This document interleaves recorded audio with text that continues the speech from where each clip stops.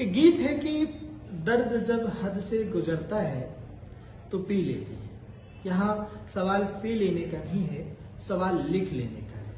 कविता के विषय में मेरा यही मानना है कि कविता मूक हृदय की अंतिम आवाज होती है। जब कहीं भी कोई भी संभावना नहीं रहती कि व्यक्ति के साथ कोई खड़ा होगा या उपेक्षित और हाशिए पर जिस समय वह धकेला जा रहा होता है उसको कोई आसरा देगा, उस समय मन में एक ही चीज जन्म लेती है और वह है कविता।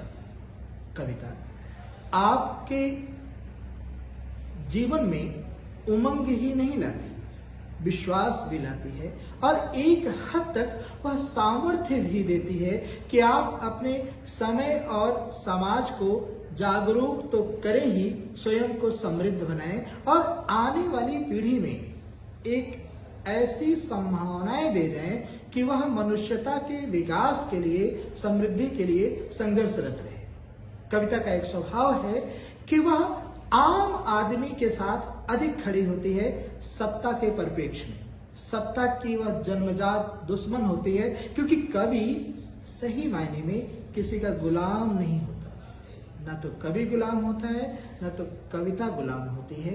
ये स्वतंत्र चेतना से जन्म लेते हैं और स्वतंत्रता का पर्याय होकर आपको स्वतंत्र रूप से विचरण करने के लिए प्रेरित करते हैं। इसलिए बड़ी से बड़ी सत्ता भी कवि को बर्दाश्त नहीं कर पाए।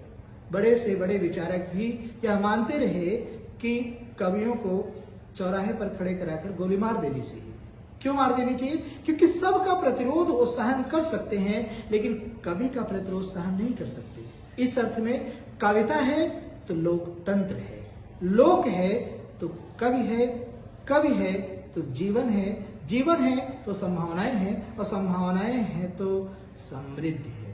अंततः कविता के बारे में मेरा ये विचार इस शायर की तरह है कि जिधर भी देखूं बस तू ही तू है, तेरी सी खुशबू न तेरी सी बू है, तेरी सी खुशबू न तेरी सी बू है।